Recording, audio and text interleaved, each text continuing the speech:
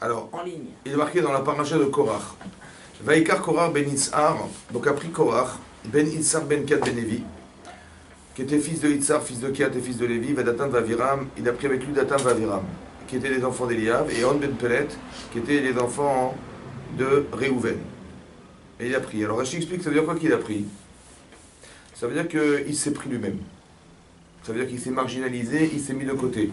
Il s'est séparé de l'Aïda, il s'est séparé de l'Assemblée. Rachid explique qu'il a fait ça pour arriver à comploter un processus de conflit et qu'il a ensuite organisé contre Moshe Rabbeinu. Donc il a organisé, après il s'est rassemblé autour des 250 membres des tribunaux, il les a influencés, il leur a parlé. Ça c'est une explication. Ou Vaikar veut dire qu'il avait une force par la parole. Vaikar c'est comme il a soudoyé les gens par la parole. Donc Vaikar ça veut dire soit il s'est pris lui-même, soit ça veut dire qu'il a soudoyé les gens. Alors qu'est-ce que ça veut dire? Pourquoi on nous apprend ça dans la Torah? Pour nous dire quoi? Pour dire que, je pense, pour dire que c'est un des symptômes de gens qui vont créer des conflits. C'est-à-dire que dès que vous voyez des gens qui se séparent des autres, il y a un malaise. Soit ils ont un problème, donc il faut les aider, soit ils sont en train de comploter contre le groupe. Ça va? Ça fait partie des symptômes. Des gens que vous allez voir comme ça, parce que la nature de l'homme, c'est pas de se séparer des autres. La nature humaine, c'est de se rassembler, d'essayer de trouver des amis, essayer de trouver une camaraderie. Voilà, c'est ça, l'esprit un esprit social et collectif, c'est ça. Mais donc, vous voyez qu'un type, il se sépare, bizarrement, c'est-à-dire qu'il a peut-être un problème, il a peut-être un malaise, ou alors il est en train de comploter pour se séparer de nous et essayer de casser le système dans lequel on vit. Ça va? Tu t'es rendu compte aussi que les gens avec qui il était, c'était peut-être pas pour lui qui... Peut-être, mais en tout cas, c'est pas normal. Pas forcément dans le négatif. Très bien, dans le positif. très bien. Donc, ça veut dire que c'est pas normal. C'est pas normal. Donc soit on a un problème, donc il s'est séparé de nous, ou soit c'est-à-dire qu'il a un problème, il s'est séparé de nous. Et il y a quelque chose qui n'est pas normal dans l'histoire. Ensuite c'est marqué Vayakumu, donc ils se sont levés l'Efne Moshe. Devant Moshe Anashim, Anashim Ibne Israël Chamishum Ataim Nesieda, donc ils se sont rassemblés autour de 250 membres des tribunaux. Criez-moi Dan Shechem, des gens de renom, des gens qui avaient un renom dans le pays Israël, donc pas n'importe qui. Vous voyez, des tzadikim. Alors le problème, c'est que la problématique qu'on a, c'est d'abord c'est un révélateur de la puissance verbale qu'il avait Korah, parce que pour arriver à soudoyer des gens intelligents, chefs de tribu, contre Moshe Rabbeinu, qui est la référence de la Torah, faut y aller quand même. Hein. Ils n'ont pas dit, mais non, mais t'es fou, attends, de qui tu parles? C'est-à-dire qu'il a réussi à les convaincre qu'il fallait se battre contre eux, contre Moshe Aaron. Donc on ne parle pas d'un personnage simple. Ça va? À part ça, il faut partir du principe que la Torah, c'est un livre d'enseignement. Donc on va essayer d'apprendre des enseignements de ces gens-là. Ça va? On peut apprendre des erreurs aussi des tzadikim. Ça va? C'est très important que la Torah étant critique, elle peut t'amener des enseignements. On n'est pas en train de défendre qui que ce soit ici. Ça va? C'est d'expliquer que même à ce niveau-là, on peut faire des erreurs et c'est important de comprendre des mécanismes pour ne pas tomber là-dedans. Ça va? Parce que si le Korach il est fou, alors il n'y a aucun intérêt d'écrire dans la Torah. C'est bon? Si c'est un fou, il est fou Korach, il n'y a aucun intérêt. Donc l'intérêt d'écrire dans la Torah un enseignement pareil, c'est d'apprendre de ces gens-là qui auraient pu être des grands tzadikim, mais malheureusement ils sont fait attraper quelque part et ils ont été manipulés aussi à l'intérieur d'eux-mêmes et c'est ça qui a organisé derrière leur déchéance. Donc nous on ne veut pas tomber là-dedans, on veut aussi des tzadikim, on ne veut pas tomber dans le panneau, donc on va apprendre des choses d'eux. Ouais. En tout cas c'est marqué clairement que Vaïkalo et Moshe se sont rassemblés autour de Moshe, Valaron et Aaron, Vayomrou, Aléhem, ils leur ont dit, Rav Lachem, ça suffit pour vous. Ouais, Kikol Aïda Kolam Kedoshim. Rav Lachem, ça suffit pour vous, ça veut dire que vous avez été au-delà de ce qu'on devait espérer d'un homme. Rav Lachem, c'est trop. Ça veut dire trop, stop. Qui kol aïda kolem kedoshim, on est tous kedoshim. Donc la première revendication de Korah, c'est de dire on est tous égaux. Et on est tous kedoshim. Ça va? Betocham Hashem. En plus, la preuve qu'on est kedoshim, c'est qu'Hashem il se trouve parmi nous. Ou Betocham Hashem, Hashem se trouve parmi eux, c'est-à-dire qu'Hashem il réside à Shrina. Donc ça veut dire qu'il y a un problème. Hachem il réside parmi nous. On est tous des gens qui ont des performants, qui sont performants, qui ont des compétences. On veut faire la voie d'Hachem. Nous aussi, on veut être comme vous. On veut jouer un rôle dans la Torah. J'entendais un commentaire sur ça qui disait qu'il a fait ça comme ça pour éviter de se mettre à dos tout le peuple. Alors qu'est-ce qu'il a fait? Il les a d'abord mis dans son bateau en quelque sorte pour aller attaquer. On va essayer d'expliquer tous les mécanismes derrière de manipulation. Mais quelque part, hein, il faut penser comme ça. Après, je vais vous expliquer. Après, donc, il y a marqué donc Torah Hashem. Donc, il a dit un premier argument, on est tous kedoshim. On a tous entendu les 10 commandements. Donc, on est tous au même niveau. Ensuite, on est tous, Hashem se trouve parmi eux. Et Madoua Titnasseu al-Kalam. Donc, pourquoi Madoua Titnasseu, vous êtes montés, vous, au-dessus du peuple. C'est-à-dire que toi, Moshe, t'es le roi d'Israël, ton frère, c'est le Kohen Gadol, c'est bon. Et nous aussi, on fait quelque chose. Donc, donne-nous des postes importants. Alors, ce qui est important, c'est comme ça. C'est que ce sont des gens qui voulaient vraiment réussir dans la Torah. Oui, on ne parle pas de gens, on va dire comme ça. Pourquoi je vous dis ça? Parce que c'est marqué dans le Pirkei Avot. Dans le 5e chapitre, c'est marqué comme ça. Une marloquette, les Shem Shamaim, un conflit qui est vraiment pour Hachem, c'est quelque chose qui dure. Ouais, Mitkayem, ça veut dire qu'il va durer. Ça veut dire quoi qui dure? Qui dure, ça veut dire dans le temps. Par exemple, la Torah dit, Pirkei Avot dit, comme Bet Shammai et Bet Hillel. Il y avait deux écoles à l'époque, qui étaient l'école de Shammai et de Hillel. Ils étaient en marloquette les Shem Shamaim, ça veut dire au nom du ciel.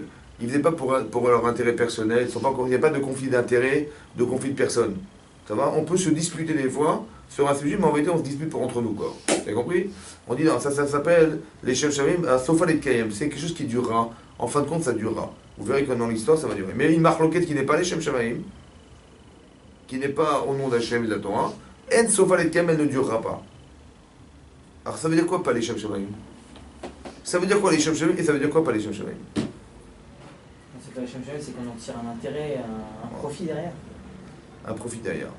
Ça veut dire quoi, pas les Shem Shamaim? Ça veut dire quoi, un profit derrière? Ben, quand tu cherches une halakha, on discute. Moi j'ai résolu ce problème-là, c'est moi qui ai résolu. On n'a pas résolu un problème sur un conflit ou sur un problème qu'on avait avec les halakhot par exemple. C'est pas pour essayer de s'en sortir mieux pour le peuple, c'est genre histoire de me grandir personnellement. Alors j'ai compris, mais il y a plusieurs degrés de l'olé Shem Shamaim. Tu as raison que si un type il fait ça par exemple pour se disputer avec les personnes, pour dire qu'il est plus fort et puis machin, c'est sûr que c'est un olé Shem Shamaim qui est nul. C'est sûr, tu as raison, mais est-ce qu'on va parler de ça dans Korach? Ou bien on va parler que c'est les Shem Shamaim, mais il y a un truc qui fait que c'est pas les Shem Shamaim à l'intérieur. C'est-à-dire que dans le discours, c'est un très grand sadique, dans le discours il a une volonté forte, parce qu'on ne peut pas convaincre des gens du Sanhedrin si ça sent mauvais. Tu vois, tu sens les gens qui le font pour eux-mêmes. Ça influence personne, ça. Ça veut dire que vraiment, au fond, il le fait vraiment. Tu as l'impression qu'il est vraiment, il est sincère, il a raison et on a des droits et je vois pas pourquoi on pourrait pas revendiquer nos droits. Hein, tu vois, c'est vraiment, il y a une vraie révolution derrière. Que c'est pas normal qu'il n'y ait pas une hiérarchie différenciée en fonction des compétences des gens. Et puis nous, on est des Kedoshim, on a Piat Torah, on est des Tzadikim, mais pourquoi? Toi, t'es le roi, l'autre, il machin, et nous, alors on a rien là-dedans, on peut pas participer. Vraiment, les Shem Shamaim, seulement, il y a quelque chose qui fait que c'est pas les Shem Shamaim. C'est ça qu'il faut déterminer. Hein? De la jalousie, si on comprend. Comment? C'est un petit peu de la jalousie. Si on fait ça pour Dieu, mais pourquoi toi t'es plus grand que nous alors que toi tu fais pour Dieu? C'est ça. Après, on va aller plus loin après dans le raisonnement, tu vas voir que c'est très intéressant de voir quand est-ce qu'on peut se dire qu'on fait les choses avec l'intérêt d'Hachem ou l'intérêt de soi. C'est très intéressant. En tout cas, Rashi explique, il dit, mais qu'est-ce qui s'est passé pour que Korach il soit mis en marloquette avec Moshe Rabbeinu, en conflit avec Moshe Rabbeinu? Alors il dit là-bas, Rashi amène le Midrash qui dit comme ça. Que Kehat, qui était le fils, Kehat est le fils de Lévi. Et Lévi est le fils de Yaakov Avinu. Donc, vous avez Yaakov Avinu, il a eu un enfant qui s'appelle Lévi. Et Lévi a eu Kehat. Kehat a eu Itzhar, et Itzhar a eu Korach. Donc, l'arrière-grand-père de Korach, c'est Moshe Yaakov Avinu. Vous voyez un peu le truc? Voilà. Maintenant, il faut savoir que Korach, c'est un Lévi. Moshe et Aaron sont aussi des Lévi'im. Seulement, Aaron est devenu Kohen Gadol, et Moshe le roi d'Israël. Mais ce sont des Lévis. Ça veut dire que, en gros, si vous voulez, le cousin germain de Korach, c'est Moshe Rabbeinu, c'est Aaron. Les pères sont frères. Tu vois un peu le truc? Donc ils disent, on est des Gdolim, on a des parents exceptionnels, on a une ascendance exceptionnelle. On a aussi quelque chose à revendiquer. C'est bon? Il a l'impression de se faire voler un héritage. Comment? Il a peut-être l'impression de se faire voler un héritage. Exactement, c'est-à-dire on est Kedoshim, on est des gens issus de... On verra qu'après, on verra dans Rashi Amen, il dit qu'il a vu, il avait une force de prophétie aussi, Korach. Il a vu que Shmuel Hanavi, il allait descendre de lui. Et Shmuel Hanavi, on dit qu'il est comme Moshe et Aaron en même temps, c'est-à-dire c'est un homme exceptionnel. Il a vu qu'il avait des Kohanim, des Mishpar de Kohanim, des groupes de Kohanim qui vont travailler dans le Beth Amikdash. Il a dit, mais d'où ils sortent ces gens-là? Ils sortent de moi. Donc évidemment que j'ai quelque chose de fort, il se trompe, Moshe Rabbeinu, il est pas sensé, il n'est pas lucide, il se rend pas compte de ce qui se passe, tu vois. Et tout ça, ça va lui monter à la tête. Il va se dire, mais légitimement, je vais devoir démontrer à Moshe Rabbeinu qu'il s'est trompé. Et l'Isham Shamaïm, je vais le faire jamais parce qu'il s'est trompé, il fait des erreurs. Et il faut que ça s'arrange. Ça va? C'est très important de comprendre qu'au départ, c'est pas quelqu'un qui va vouloir, entre guillemets, se mettre en avant, mais c'est quelqu'un qui va vouloir les Shem Shamaïm, pouvoir faire la voie d'Hachem et montrer que. Comment dire, démontrer qu'on a des droits. Il fait des revendications qui montrent qu'on a tous des droits et qu'il faut les revendiquer, ces droits-là. Ça va? Un petit peu mieux après Myriam précédemment. Alors voilà, on va voir. C'est très intéressant, tu vois comment ça s'articule. Erreur, ouais. Très, très bien. Maintenant, ouais, c'est vrai. Donc ici, en tout cas, ce que dit Rachid, c'est comme ça. Il dit comme ça. En vérité, Kehat, qui était donc le grand-père de Korach, il avait 4 enfants. Le grand-père de Korach, il avait 4 enfants. Il a eu un premier enfant qui était Amram. Un deuxième enfant qui était Itzhar. Un troisième qui était Hevron. Et un quatrième Uziel. Et Rachid expliquait, il dit comme ça. Il a dit, ouais, mon père était le chef de la tribu de Lévi, mon grand-père, qui était Kehat. Il a eu 4 enfants. Il avait Amram. Maintenant, Amram, il a eu 2 enfants, 2 garçons, qui étaient Aaron et Moshe. Il dit, je comprends que le premier enfant de Kehat, il est transmis, qui était Amram, il est transmis la Gdoula, c'est-à-dire la grandeur, la hauteur, c'était qui? C'était Amram. Il a eu 2 enfants qui étaient Moshe et Aaron, donc Moshe est devenu roi d'Israël, et son frère, Kohen Gadol. Ça reste logique. Mais le deuxième enfant de Kehat, c'est Itzhar, c'est mon père. Donc qui c'est qui devait être le tribu des Lévim? L'un il a pris la royauté, l'autre il a pris la Keuna Gdola. Donc qui c'est qui est le chef de la tribu des Lévim? C'est qui? Ben, c'est moi. Parce que moi je suis le fils de Itzhar, c'est logique, non? Et qu'est-ce qu'il a fait Moshe là? Il a nommé Elitzaphan ben Uziel. Il a nommé Elitzaphan le fils du dernier enfant de Kehat qui est Uziel. Il y a un problème. Et là ça l'a frustré, ouais. Et cette frustration-là, dit Rashi, ça a amené la rébellion. C'est-à-dire qu'il est rentré dans le conflit à cause de ça. Itkana, il a jalousé le fait que son cousin, son petit cousin qui était le fils de Uziel, ouais, qui était son oncle, il a eu un garçon qui était Elitzaphan, c'est lui que Moshe a nommé. Et ça l'a frustré parce qu'il dit c'est pas normal, c'est pas logique. Et c'est ça qui a engendré que quoi? Il a fait cette révolution, il a dit voilà, on va être des Kohen Gadol, ils ont dit chacun de Kohen Gadol, et Moshe il est rentré dans le jeu, il a dit mais un Kohen Gadol c'est pas possible, et bon après, il a dit mais écoutez, vous allez prendre vos bâtons, vous allez prendre vos kétorettes, vos encens, et vous allez faire la voda, si vous pensez vraiment être Kohen Gadol, vous allez vivre, sinon vous allez mourir. Il l'a mis au pied du mur, c'est-à-dire il leur a dit comme ça, et ils n'ont rien voulu savoir, et ils sont tous morts. Ça va? Mais c'est incroyable comme... D'abord il faut comprendre quel était l'argument de Moshe Rabbeinu, qu'est-ce qu'il a essayé de faire Moshe Rabbeinu dans ce cas-là. Et moi ce qui m'intéresse aussi, c'est de voir la démarche de Moshe Rabbeinu.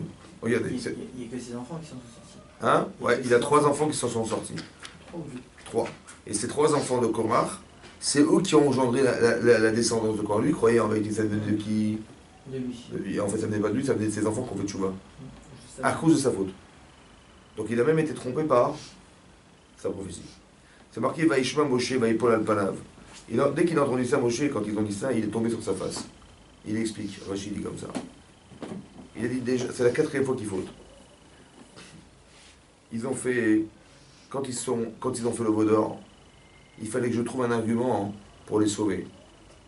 Quand ils sont pleins dans le désert, avec les cailles et tout ça, il fallait que je trouve un argument avec Hachem pour les sauver. Quand il y a eu les Meraglim, les explorateurs, il faut que je trouve un argument pour les sauver. Hachem lui a dit, écoutez, on va tout détruire, je vais recommencer un nouveau peuple avec toi. Non, j'ai dit, j'ai prié pour vous, ouais. J'ai trouvé des arguments forts pour vous sauver. Mais là, qu'est-ce que je vais dire à Hachem? Qu'est-ce que je veux dire à Hachem? Voilà, il est en train de se rebeller contre moi, contre Hachem et tout, c'est pas possible, il faut que je trouve un argument, et je sais pas quoi dire. Je baisse les bras, je peux plus, j'ai plus d'arguments. C'est-à-dire qu'il tombe par terre pour essayer de quoi faire? De sauver Korach, oui? Mais en vérité, Korach, il l'a insulté carrément, quand il a dit qu'il était un faux prophète, là tu as tout inventé, la Torah inventé, elle est fausse. C'est ça qu'il est venu dire. C'est dur d'être vexé par une personne en face de toi et de tomber par terre et de prier pour lui. Vous comprenez ou pas? Qu'est-ce qu'on apprend d'ici? C'est très intéressant. L'humilité la plus absolue. C'est sûr, mais comment ça se travaille, ça? C'est bon parce qu'il n'est pas vexé de ce qu'il entend, mais il a de la peine pour la personne qui lui dit et il va prier pour lui sauver sa vie. Hein? Comme c'est qu'il était transparent de ce qu'il entendait sur lui. Il dit, mais t'es nul, t'es machin, t'es un faux prophète. Quelque part, il insulte Hachem, en vérité, parce que quand tu insultes Moshe Rabbeinu, tu insultes celui qui est derrière. Mais il n'a pas de peine pour lui, il a peine pour l'autre. C'est très intéressant. Hein. Alors j'ai pensé comme ça. Comment on arrive à ça? Est-ce que Korach il a raison? Bien sûr que non. Mais c'est vexant d'entendre dire sur soi qu'on est des faux prophètes. C'est dur d'entendre ça, ouais, non? Ouais. Mais il a raison, il a tort. C'est Moshe Rabbeinu, il n'est pas à ce niveau-là, il est au niveau que. Il sent pas une insulte sur lui, il sent une insulte comme quoi, entre guillemets, Dieu n'existe pas, Attends, ou il y a un problème. je vais t'expliquer. Plus tu es fort, plus tu es grand, plus tu es intelligent, plus qu'on s'en trouve sur toi, ça te vexe. Ouais, mais ça reste quand même l'homme le plus humble du monde. Mais je veux comprendre comment tu arrives à ça. Moi, c'est des Moi, je mots, peux pas comprendre. Je suis loin d'être humble. Hein? Je suis loin d'être humble. Mais il faut comprendre, il faut comprendre pourquoi. Parce que là, elle ne sert à rien la Torah sinon. À quoi ça te sert de dire Moshe il est humble et tout ça? C'est bien pour lui, mais toi ça t'apprend quoi? La Torah t'apprend quelque chose ou pas? Elle t'apprend qu'il est humble. C'est ça que tu veux savoir toi? Ou tu veux savoir qu'est-ce qu'il faut faire pour atteindre un niveau pareil? Un enseignement de la Torah, c'est pas. On t'a pas renseigné, on t'a enseigné. T'as pas renseigné. On t'a enseigné, qu'est-ce qu'on t'a enseigné? Tu dis, bah, ça c'est un renseignement. Mais quel limoud? Quel enseignement tu en tires toi? Alors j'ai pensé comme ça. Tu sais, dans la vie, il faut comprendre ça. C'est ça la grandeur de l'homme. Moshe Rabbeinu, il voit Korach. Mais il voit qu'il se trompe. En vérité, Korach, il est très bien. Seulement, il a un problème. Ça va? Maintenant, quand je vois ça, je dois me dire, le pauvre. Pourquoi je dis ça? Parce que regarde pas la physionomie de l'homme. Regarde l'erreur de l'homme qui est en face de toi. Il y a une défaillance dans son cerveau. Tu dis le pauvre. Tu vois? Ne le regarde pas tel que tu le vois. Tu dis, mais c'est quand même un être humain, il se moque de moi. Manifestement, cet homme, il n'a pas la valeur humaine que tu devrais lui donner. Pourquoi tu lui donnes? Ça va? Et cette façon de penser, elle te permet d'avoir du recul. Tu dis, le pauvre, il a une carence, il a une tare, il a un problème, il faut l'aider, ce type-là, le pauvre, tu vois? Il dit des bêtises. Bien sûr que ça me touche.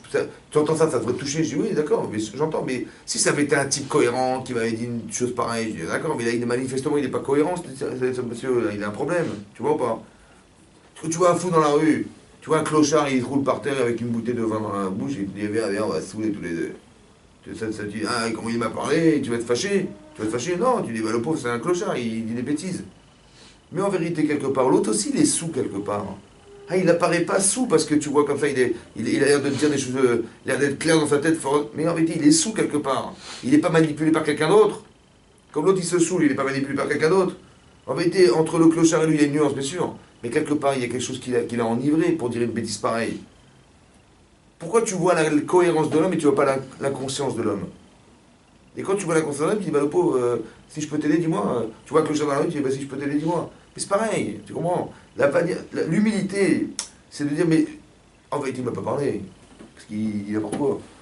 Il a parlé à quelqu'un d'autre, c'est pas moi. Ça correspond pas à ce que je suis. Ça permet en vérité de rester lucide. Ça veut dire que ne regarde pas les gens tels que tu les vois, mais regarde-eux dans leur difficulté à exister dans ce qu'ils sont. Et ça va te permettre de dire, bah tiens, les skinny. C'est comme ça qu'on devient humble. Tu vois? C'est qu'en vérité, ça ne me touche pas moi. Ça touche lui. C'est lui. Moi, je ne me sens pas concerné par ça. Il dit, ouais, t'es un faux prophète, un faux machin. Moi, je sais à qui je parle, je sais à qui je suis. Moi, j'ai pas de problème, tu vois. Ah, il pense que je suis un faux prophète, bah, il n'y a pas de problème. Miskin, je vais prier pour lui, pour l'aider, quoi, parce que manifestement, il a un problème, tu vois. Je n'ai pas de problème parce que c'est lui qui en a un. Je ne suis jamais subordonné à la folie des autres. T'as compris? C'est parce que l'autre, il est fou que moi, ça me touche. Ouais, mais j'ai entendu un cours cette semaine qui dit que dans la Gemara, ils disent que quand on est accusé de choses fausses, on doit se justifier. Oui.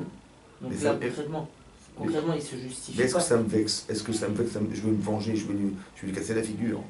Tu comprends? C'est ça que je parle. Ça me touche pas. À ce point-là, parce que le pauvre, t'as compris comment il faut raisonner? Il tombe sur son truc, il est en train de. L'autre, il l'insulte, il tombe par terre, il dit mais qu'est-ce que je vais dire à Hachem? Pour se justifier, il faut déjà encaisser la chose. Bien sûr, bien sûr. Si on n'encaisse pas du tout, il n'y a plus de justification. J'ai compris, mais ça, quand tu te justifies, c'est quand tu as un problème. Mais qu'est-ce que je veux Non, dire? il dit justement, on doit justifier quand on n'a pas de problème. On m'accuse à tort de quelque chose, je dois aller, voilà, on l'accuse à tort, on l'accuse, on lui dit, t'es un faux prophète. Qu'est-ce que tu veux qu'il dise, mon cher Rabbeinu? Tu veux qu'il dise, ouais, je suis une avis, machin. Non, je sais pas. Il est un ave, il ne peut pas parler de lui. C'est comme sa sœur, elle lui dit, mais comment tu t'es séparé de ta femme? Pourquoi Moshe n'intervient pas? Pourquoi c'est Hachem qui intervient? Qu'est-ce que tu veux qu'il lui dise? Il dit, mais tu crois qu'on est pareil?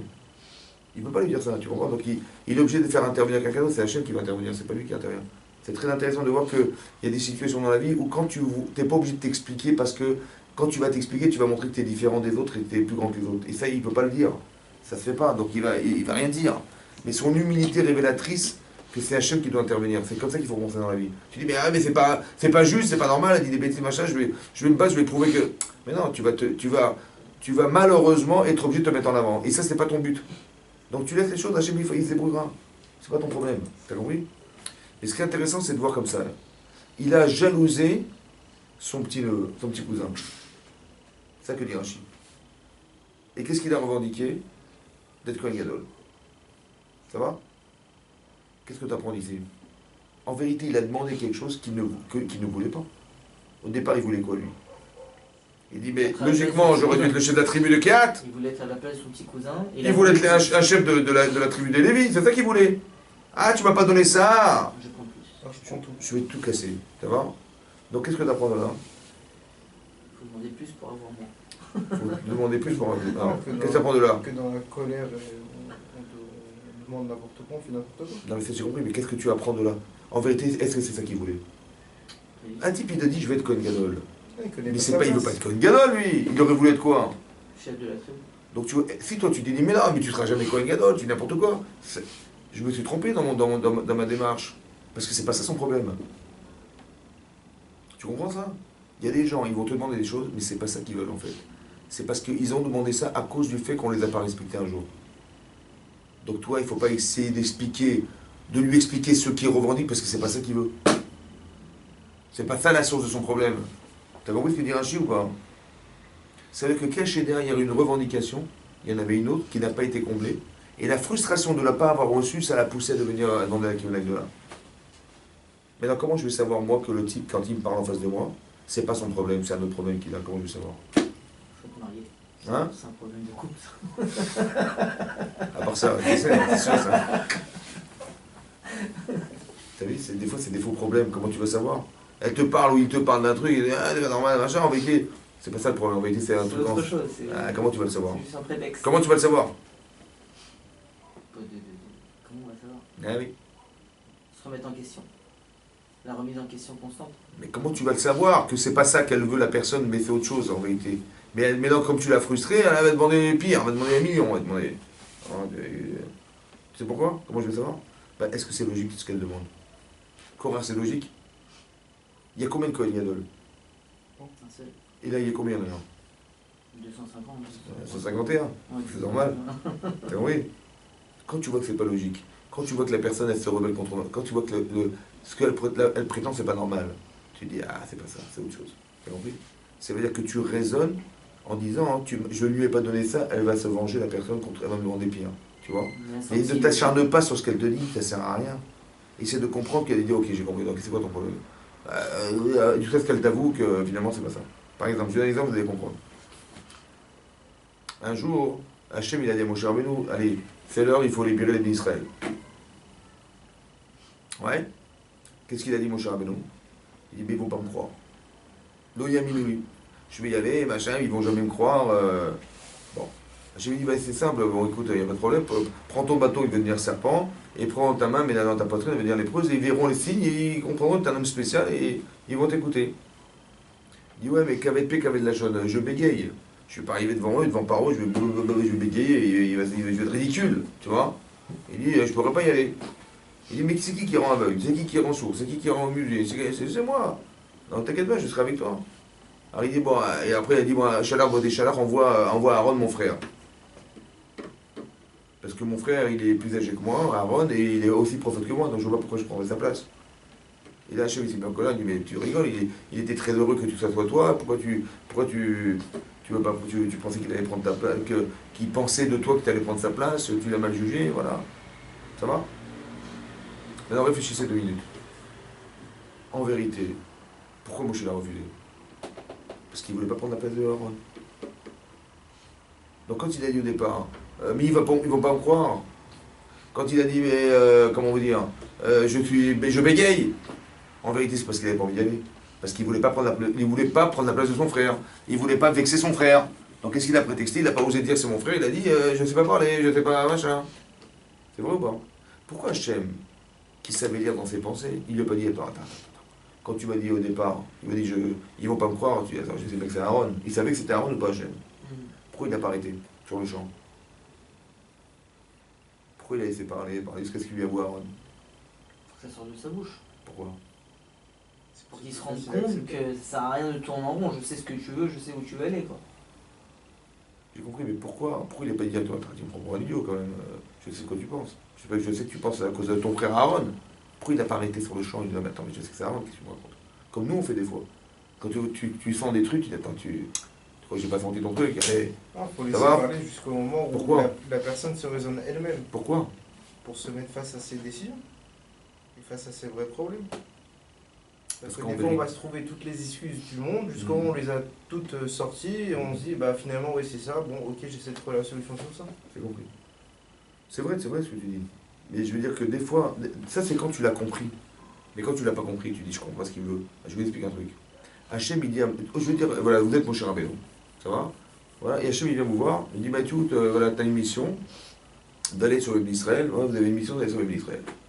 Si Hachem, il te dit d'y aller, c'est qu'il sent que tu es capable, tu as une mise là, mais extraordinaire. Tu te rends compte si tu les libères, le route que tu as ou pas? Tu hésites, toi? Tu hésites d'aller ou... Qu'est-ce qui peut t'empêcher d'y aller? Tu comprends que c'est pas logique? C'est pas logique. Donc comme c'est pas logique, alors il va me dire, écoute, et je dis ok, moi j'ai compris que c'était pas logique. Je dis bah écoute, t'as raison, tu sais pas parler, ils vont pas te croire, bah fais voilà, mais des miracles, ok. Après il dit ah mais quand même, je sais pas parler, oh, ouais, je vais t'arranger. Pourquoi je lui réponds? Il va répondre parce qu'il sait que c'est pas ça le problème. Tu comprends pas? Il faut que la personne elle sorte de son ventre la problématique pour qu'on arrive à la solutionner. Parce que bah, c'est possible que même Moshe Rabbeinu ne le sait pas. Tu as compris ça? Il dit ouais, jusqu'à ce qu'au final il n'y a plus d'arguments. Et là je me suis rendu compte, moi Moshe Rabbeinu qu'au fond c'était qu'un prétexte. Mais moi je pense sincèrement que c'est pas un prétexte. Tu dis non, je ne sais pas parler. Non, ils vont pas me croire. Tu vois? Au fond du fond, psychologiquement, mon cerveau il cherche des arguments pour arriver à ce que ça soit mon frère qui aille à la place. Tu as compris? C'est un peu comme un psychologue, il fait parler le patient pour qu'il sorte lui-même le problème pour être guéri, quoi. Exactement. Tu as compris? C'est exactement ça. Ça veut dire que le principe même, ça va, le principe même du rapport psychologique que j'ai à l'autre, c'est que, peut-être que je vais l'aider à se comprendre, tu vois, parce qu'au fond, il revendique des choses qui ne sont pas son problème. Il dit, ils vont pas me croire, ils vont pas, comment te dire, ils vont pas, je vais pas réussir à les convaincre, tu vois. Au fond du fond, c'est pas ça le problème. C'est parce que mon frère, je vais pas prendre sa place quand même. Donc je suis en train d'inventer des règles, je suis en train d'inventer intellectuellement des prétextes, pour ne pas souffrir à l'idée que je vais prendre la place de mon frère. Mais si Hachem il pense que c'est lui et pas son frère qui doit aller, il est obligé de le laisser parler jusqu'à ce qu'il avoue son problème. Tu vois ce que je veux dire? Maintenant, pourquoi Moshe il l'a pas fait ici? Il n'a pas fait, mais attends, tu peux pas être Kohen Gadol. Jusqu'à ce qu'il arrive à dire, mais non, parce que je suis frustré, tu as donné la place à mon frère, à mon cousin, c'est pas normal. A priori, ça veut dire qu'il y a des fois où c'est plus possible. C'est un truc de fou. Hein. C'est la 4e fois déjà. Donc non, je parle de Korach. Que Korach lui-même, pourquoi il n'a pas essayé d'essayer de lui expliquer, d'essayer de rentrer dans son cerveau et de lui faire sortir le vrai problème. Au final, c'était au départ une frustration, ouais, et qu'il n'a pas réussi à le faire. Pourquoi il n'a pas réussi à faire ça, Moshe Rabbeinu, à lui faire sortir la frustration qu'il avait? Comme Moshe Rabbeinu avait une frustration de ne pas prendre la place de son frère, Hachem, petit à petit, il a fait sortir jusqu'à ce qu'il lui dise ouais, c'est mon frère. Ça veut dire que tu apprends d'ici deux choses. Deux choses à apprendre. Que c'était pas possible. Et dans ce cas-là, il n'y a qu'une seule chose qui peut enlever l'Yitzhara, c'est un ultimatum. Dans des cas pareils, c'est où le type il a raison ou il va mourir. Et quand un type il va mourir, il va dire bon, c'est bon, ça va se blaguer, c'est bon, il va le sortir le truc, tu comprends? Mais tu vois que même dans ce cas-là, Korach il était prêt à mourir parce qu'il était sûr de lui. Ça veut dire que c'est suicidaire, carrément. Très important, ça, qu'il y a des gens, ils sont tellement têtus, ils sont tellement vexés derrière, qu'ils sont prêts à mourir pour ne pas perdre la face et de ne pas dire la vérité. Deuxièmement, mettez-vous à la place de Moshe Rabbeinu. Des fois, tu entreprends des choses, tu veux des gens et ça ne marche pas. Ça a marché ce qu'il a fait, Moshe Rabbeinu, ça a marché ou pas? Finalement, il a avoué, donc il a échoué. Il a échoué. Moshe Rabbeinu? Ah oui, parce qu'il a été obligé de lui dire, écoute, c'est où ça où tu meurs? Mais il a fait exprès pourquoi? Pour qu'il dise, bon, ça va, je vais pas mourir pour ça, donc c'est bon, je laisse tomber. Finalement, il est mort. Il a été avalé par la terre, oui, non. Donc finalement, ça a échoué. Il n'a pas réussi à faire que Korach il avoue qu'il ne pouvait pas être Kohen Gadol. C'est peut-être un mal pour un bien. C'était peut-être qu'après. Mais quand tu fais ça, toi t'es mon cher Rabbeinu, comment tu te sens après? Tu te sens bien? C'est bon, j'ai gagné? Ou tu dis, ah, sur ça, j'ai pas réussi ma mission, c'était de lui faire avouer qu'il fallait pas qu'il meure pour ça, il n'est pas censé être Kohen Gadol. Comment tu te sens?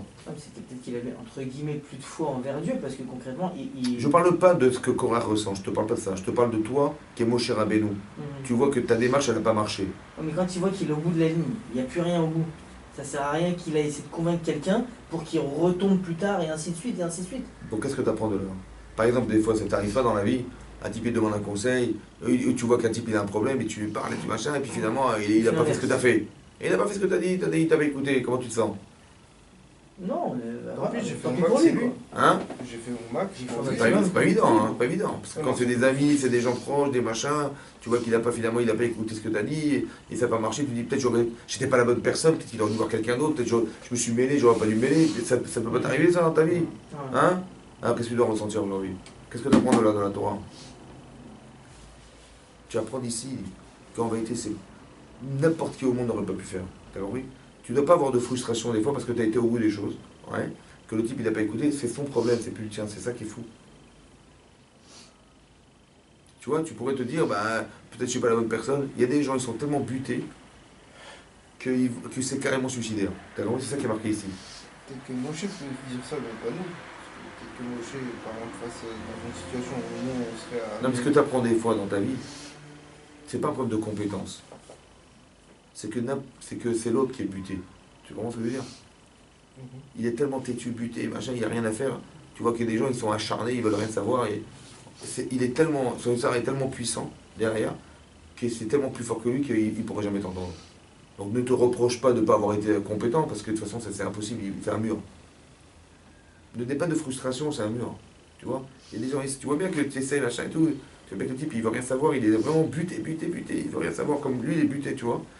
C'est très intéressant de voir qu'il y a un entêtement qui peut être acharné, mais que de toute façon tu peux rien faire, ça sert à rien. Donc ne te reproche pas de ne pas avoir été compétent, de ne pas avoir pu l'aider, de ne pas avoir pu... Parce qu'il est tellement dur, le type, il ne veut rien savoir, tu vois, que ça te permet au moins de te soulager, de dire que c'est pas un problème de compétence, c'est un problème d'entêtement de l'autre. Ça va? À part ça, hein, comment vous m'expliquez, expliquez-moi comment c'est possible qu'on puisse se rebeller contre la référence qui est Moshe Rabbeinu. Ça veut dire, Moshe Rabbeinu, il nous sort d'Égypte. Moshe Rabbeinu, il nous donne la Torah, il nous fait nourrir dans le désert. Il n'y a personne au monde qui peut remplacer Moshe Rabbeinu, on est d'accord. Comment toi tu peux te rebeller contre cette référence? Comment tu fais? Comment un type il voit ça hein? C'est Korach, il était aussi grand, voire plus grand que Moshe Rabbeinu. En Torah, je parle. Ah, c'est impossible. Sinon ça aurait été lui, c'est lui qui aurait serait monté sur Mont Sinaï. Non, la différence qu'il y avait, c'est que Moshe Rabbeinu, il a reçu la Torah de Dieu, Korach, il l'a appris. Il a appris de lui-même. C'est l'inverse. Il s'est battu pour l'apprendre cette Torah. J'ai compris, mais il faut la recevoir. Il n'y avait qu'un homme qui pouvait la recevoir. Personne n'était aussi compétent que Moshe Rabbeinu. Personne. Il n'y a pas un autre homme que lui. Oui ou non? Quand tu vois ça, tu vas te rebeller contre lui, toi? Hein? Qu'est-ce qu'on apprend d'ici? Tu sais quoi? C'est très important de comprendre qu'en général, des gens qui se rebellent, c'est des gens qu'on n'a pas respectés. La frustration, elle est tellement puissante que se sont pas respectés par Moshe, alors il va vouloir détruire Moshe Rabbeinu. Même Moshe Rabbeinu, tu te rends compte? Il faut faire très attention quand vous parlez à des gens, quand vous avez des relations de couple, de ne pas arriver à la frustration de l'autre. Parce que quand on a frustré la personne, elle peut se rebeller à mort. Comme ça. Il n'y a plus de référence après, c'est terminé. Même Moshe Rabbeinu, il n'était pas assez grand pour empêcher Korah d'être assez lucide pour dire stop. Vous avez compris là? C'est-à-dire que ce qui est marqué dans Rashi, que tu m'as pas donné mon poste que j'espérais, alors tu vois ce que je vais te faire. Tu vois? Il s'est fait un film, le pauvre. Mais ça veut dire porté par son ambition et sa grandeur. C'est pas par lui-même, c'était par sa femme. C'est sa femme qui lui a monté la tête. C'est vrai. Il y avait un terrain derrière. C'est vrai, tu as raison. C'est vrai. Parce que par exemple, au début, quand elle a commencé à lui... À chauffer, ouais. Voilà, un petit peu à le chauffer, lui, il trouvait toujours des excuses pour dire non, c'est pas vrai, regarde ci, regarde ça. C'est vrai. Et elle a continué, du coup, c'est là où il a... Il a mal été accompagné, tu as raison.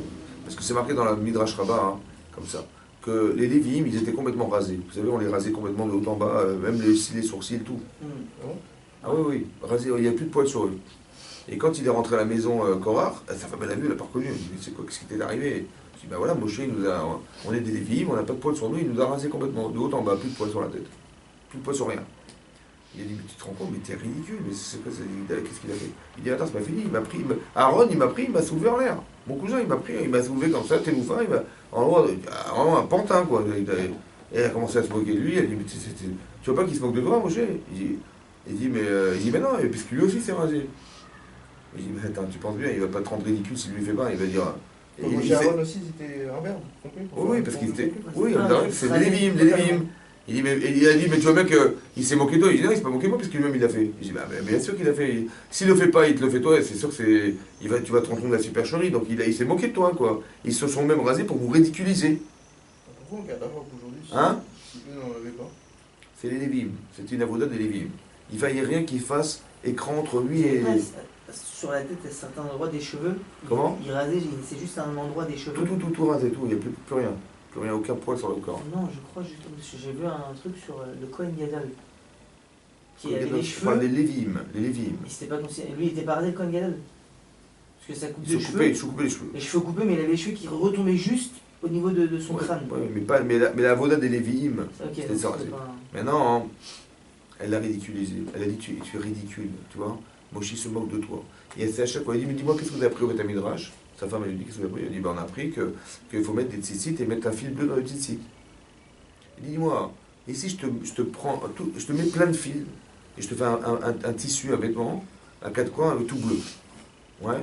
Est-ce que tu dois mettre des tzitzit ou pas? Il dit, je sais pas, je vais voir, je vais demander à Moshe Rabbeinu. Il va le voir.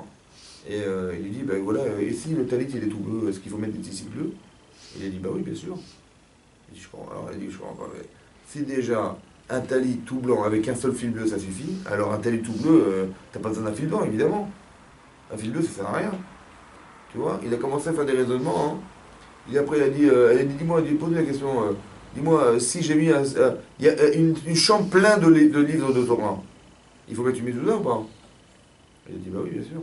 Il dit, mais je comprends pas, avec une petite paracha, tu acquis toute la maison. Toute la chambre. Alors avec un Sefer Torah, a fortiori que tu as quitté la chambre, non? Tu vois, il a dû rendre ridicule le niveau de la Torah de Moshe Rabbeinu, tu vois. Et donc il a voulu faire des raisonnements forcerés pour montrer que Moshe, s'il se trompe, et il nous manipule, et il a vendu à la rode, et machin. C'est sa femme qui est derrière tout ça. Et sa femme qui est derrière tout ça. Bonjour, c'est les femmes. À la différence comme ça. Tu vois, il est marqué comme ça. Ouais, marqué Baïkar Korach. Ben Issa Ben Gavriel, il a pris Datan Aviran et On Ben Pelet. Qui était Rouven. Parce que la tribu de Réhouven et Lévi, elle était collée. Qu'est-ce qu'il a fait? Donc Korach, il a rassemblé des gens autour de lui, il a pris aussi On Ben Pelet. Et comment dire, et sa femme. Et donc quand il est venu pour se rassembler autour de Moshe Rabbeinu pour revendiquer la Kiyun Agdola et tout, donc On Ben Pelet, il devait venir. Et sa femme, elle a dit, mais où tu vas? Il dit, ben voilà, je vais revendiquer nos droits, on a des droits, il faut les revendiquer. Il dit, mais qu'est-ce que tu vas faire? Il dit, ben voilà, je vais me rebeller contre Moshe Rabbeinu, voilà, j'ai signé, j'ai juré que j'allais avec Korach. Il dit, non, tu bouges pas d'ici. Il dit, pourquoi? Il dit, attends, si demain Korach il échoue, et que Moshe a raison, qu'est-ce que tu vas faire? Tu vas avoir la honte de ta vie? Il fait, oui. Et si c'est Korach qui réussit, et Moshe qui échoue, tu crois que vraiment il va te nommer quelque chose? Tu crois qu'il va te... Elle a dit, alors quoi, comment je vais faire? Il dit, écoute, voilà. Elle l'a saoulé, elle lui a fait boire de l'alcool et tout, elle l'a saoulé, il a été dormir. Et elle s'est mise devant la porte avec sa fille, et elle a découvert ses cheveux. Elle est restée devant la porte. Et quand ils sont rentrés le chercher, ils ont ouvert la porte, ils l'ont vu découverte, la tête découverte, ils sont sortis. Et chaque personne qui est rentrée, ils sont partis. Et finalement, ils sont tous morts, et mon mari, il a survécu. Et là-bas, le Midrash, il ramène un passage dans Michelet qui dit Chochmat Nashim, la Chochma des femmes, Ban Tabetal construit une maison. Et ça, on vous donne en référence la femme de Ben Pelet, qu'elle a sauvé son mari. Oui, elle a trouvé une Chochma pour lui sauver la vie. Alors que la femme de Korach, elle a trouvé une Chochma pour le détruire. Tu vois, elle a mis son mari en avant, jusqu'à ce qu'il en est mort carrément. Tu vois, elle a ridiculisé la Torah, hein. Elle est morte aussi. T'as compris, mais ça veut dire que Chochmat Nashim, une femme, elle construit un homme, ou elle détruit un homme. Mais ça dépend si la personne elle est rachat ou elle est tzaddik. Mais ça veut dire qu'il faut faire très attention à ça. Ça veut dire que la force d'influence que peut avoir sa femme sur soi aussi, il faut faire attention. Ouais, négative. Mais ce que je veux dire par là, c'est comme ça. C'est pour répondre à ta question qu'il a été aussi influencé par sa femme. Mais quelque part, il y a un terrain, tout ça. Très intéressant. Pourquoi il se rebelle contre Moshe Rabbeinu? D'où il y a un terrain aussi fort à la rébellion? Regardez. C'est marqué Vaikar Korach. Il a pris Korach. Ben Itzhar, fils de Issar. Ben Kehat, fils de Kehat, fils de Lévi. Et Lévi, c'est le fils de qui? Pourquoi il va marquer Ben Yaakov? Alors Rashi explique. Pourquoi il va marquer Ben Yaakov? Alors Rashi explique. Hein? Batterie faible. Ah oui, tiens, il faut mettre la batterie, il faut la brancher. Ouais, je...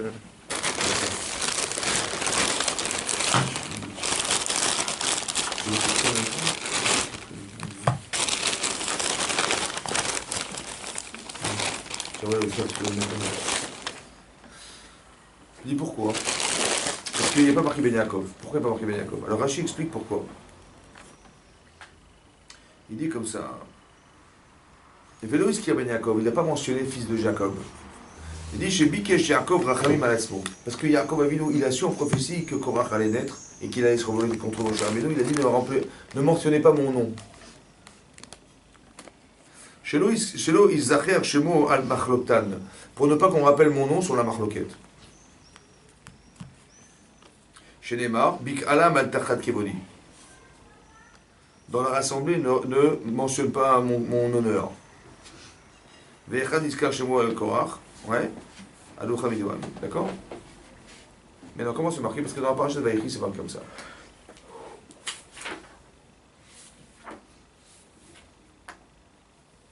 C'est comme ça. Quand il a voulu dévoiler la fin des temps à ses enfants, Yaakov Avinu, oui, c'est marqué, il leur a dit, rassemblez-vous, je vais vous dire la fin des temps. Marqué, Vaikra Yaakov el Bana, Vayomer et Asfou. Rassemblez-vous, Vaïgid alachem et Asher Ikra etrem achayt hayamim. Je vais vous dire ce qui va vous arriver à la fin des temps. Il voulait leur dire la fin des temps, la venue de Mashiach et tout ça. Ikapsu Vishimo, regroupez-vous et écoutez, Béné Yaakov, les enfants de Yaakov, et Vishimo el Avichem, Israël Avichem. Écoutez votre père Israël. Reuven Bechoriata. Donc il a commencé à parler de ses enfants. Tout à coup, il a prophétisé d'autre chose. La Shrina, elle s'est envolée. Et il a parlé d'autre chose. Il a dit en prophétie autre chose. Il a dit comme ça. Shimon Lévi Achim. Shimon et Lévi, son frère. Kli Hamas Michotem. Kli Hamas. Michotem. Michotem, c'est leurs armes. Il dit les armes que vous avez, elles ont été volées. Quelles armes? Il fait allusion, à quoi? Au fait qu'ils aient un jour détruit la ville de Shrem. Parce que tu sais que un jour Dina a été abusée par un homme qui s'appelle Shrem Ben Hamor. Ouais, elle a été violée par un Shrem Ben Hamor. Et eux, qu'est-ce qu'ils ont fait? Ils ont dit, ouais, ils leur ont parlé, ils ont dit, oui, bien sûr. Alors, parce que Shrem Ben Hamor, Shrem c'était le fils de Hamor qui était un roi à l'époque. Ouais. Il est venu voir les enfants de Jacob, il a dit, voilà, je voudrais épouser Dina. Il a dit, bon, et tout. Il dit, oui, comme ça, je vais l'épouser, et puis on se partagera nos enfants, vos enfants avec nos enfants, et comme ça, on va s'associer avec vous, quoi. Ouais. Il dit, pas de problème, il faut juste faire la Brit Mila. Bon, ils ont dit, ok, ils ont l'air sincères, on fait la Brit Mila. Ils ont fait la Brit Mila, au bout de 3 jours, ils étaient très faibles.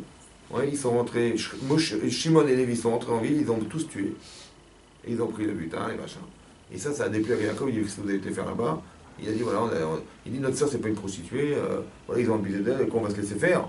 Ils ont carrément massacré la ville. Il a dit, ce que vous avez fait, ça a été volé. Kli Hamas Bichotem, vos armes ont été volées. De qui elles ont été volées? Il dit que là, alors Rashi explique comme ça. Michotem, il dit comme ça.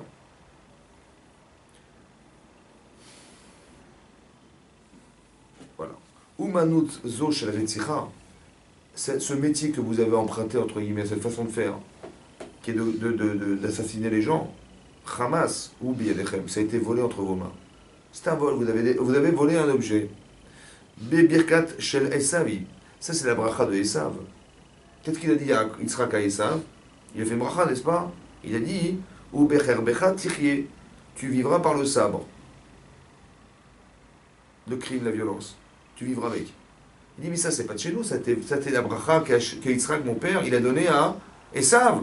Mais vous avez été volé, vous, cette bracha-là. Vous lui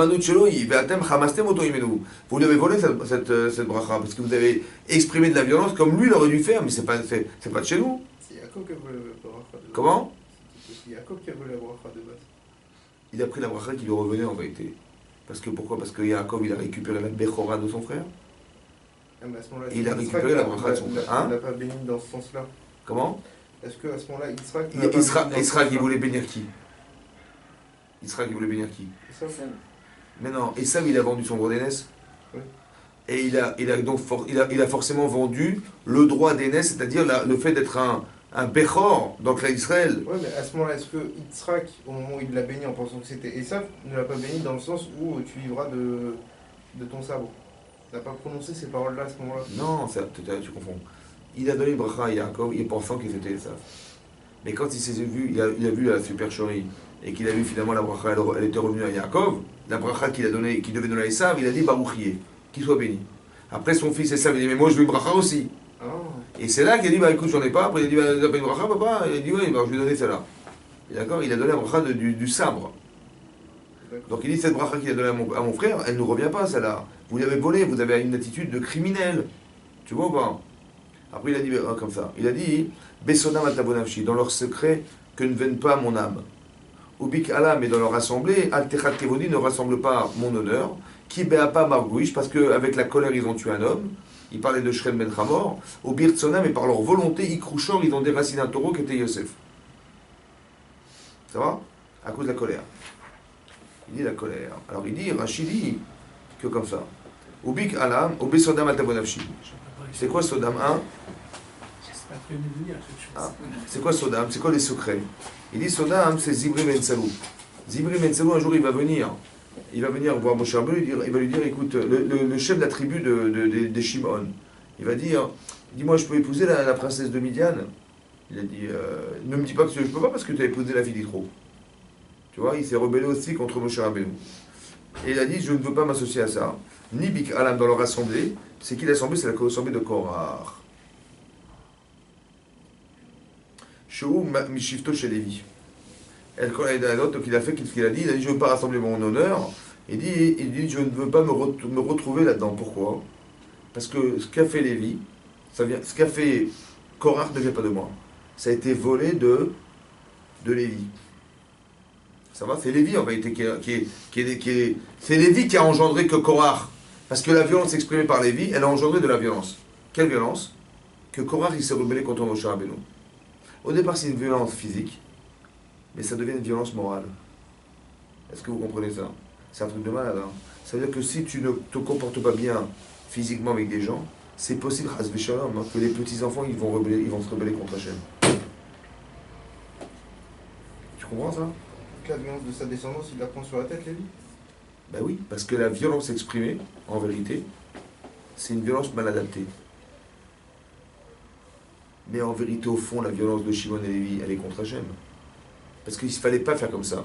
Ça, c'est Korach. Ça, c'était Esav. Mais ça, c'est pas chez nous. C'est pas de la Torah, ça. Tu te rends compte ou pas? Ça veut dire que maintenant, il faut apprendre une chose claire. Comme ça. On engendre ce que nous sommes. Mais par quel biais ça? Écoutez-moi bien, c'est pas fini. On engendre ce que nous sommes. Ça va? Maintenant, ne me dites pas, ah, mais alors, Korach, qui descend de Lévi, il va se rebeller contre Moshe Rabbeinu. Oui, non. Est-ce que tu es obligé de suivre ton caractère? Mauvais caractère. Il a un mauvais caractère, Lévi, qu'il a engendré Yitzhak, qu'il a engendré. Pourquoi Yitzhak n'est pas tombé dans le panneau? Pourquoi Kéat n'est pas tombé dans le panneau? C'est Korach qui est tombé dans le panneau. Pourquoi? Parce que tu es l'héritier de quelque chose. Mais pourquoi tu l'utilises contre toi? Ou contre un système?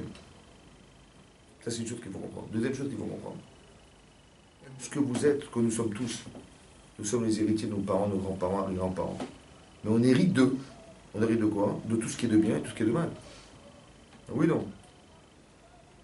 Mais si on est les héritiers des autres, nous aussi on va faire l'hérité aux autres. Donc quand on nous dit dans la Torah, il faut faire tes chouvas, on croit que c'est un problème personnel.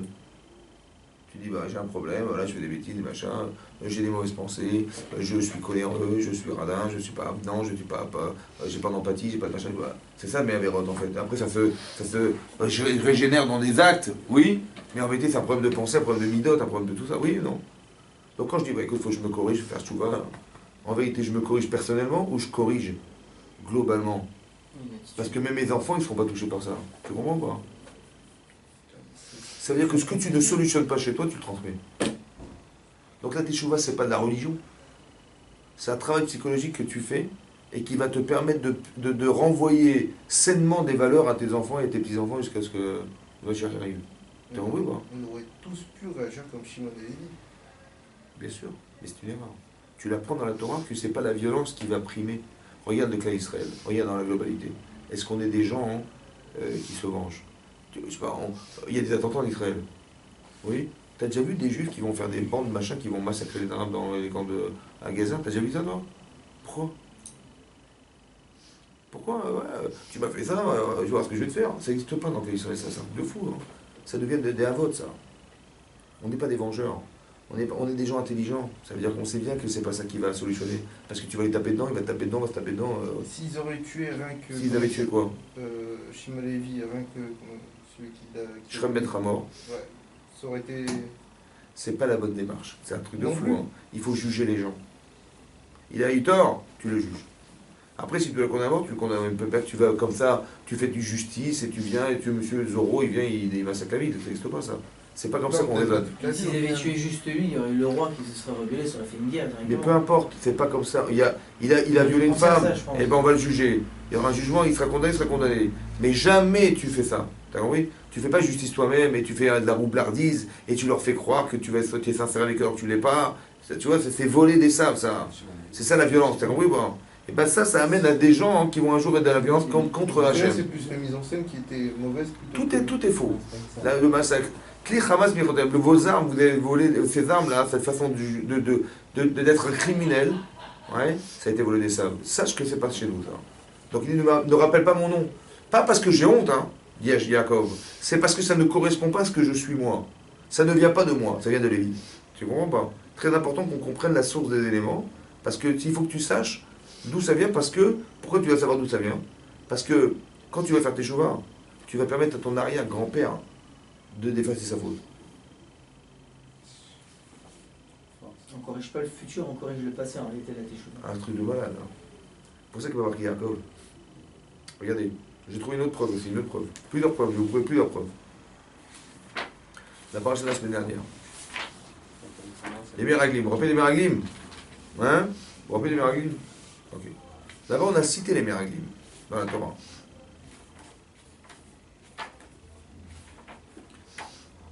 Alors, je vais vous lire le passage. Voilà. Hachem m'a dit, on voit des Meraglim, Shelach Lecha Anashim, on voit des hommes. Et on a dit, Vele Shemotam, voici leur nom. Donc on va nous citer les Meraglim.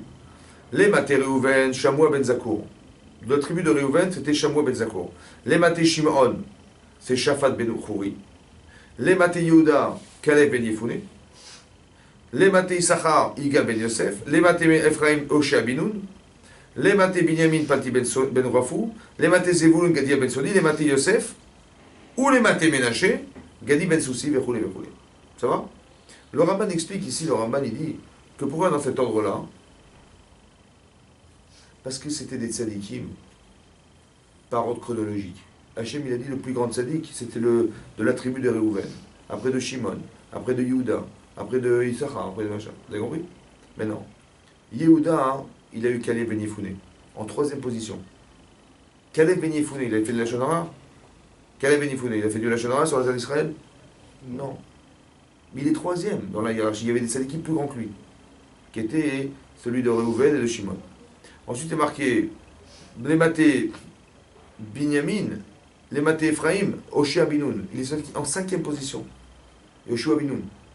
Cinquième position. C'est-à-dire qu'il y avait des tzadikim plus grands que lui. Et eux, ils ont fait de la Lachon Hara, il n'a pas fait de la Lachon Hara. Maintenant, Ephraim, il descendait de la tribu d'Ephraim. Oui? Donc, et Oshéa Binoun, il descendait de la tribu de Ephraim, qui était le fils de... Ephraim, c'est le fils de qui, Ephraim? Yosef. Combien il a eu d'enfants, Yosef? Ephraim ou Ménaché? Yosef. Yosef, il a eu combien d'enfants? 2 enfants, Ephraim et Ménaché. C'est bon?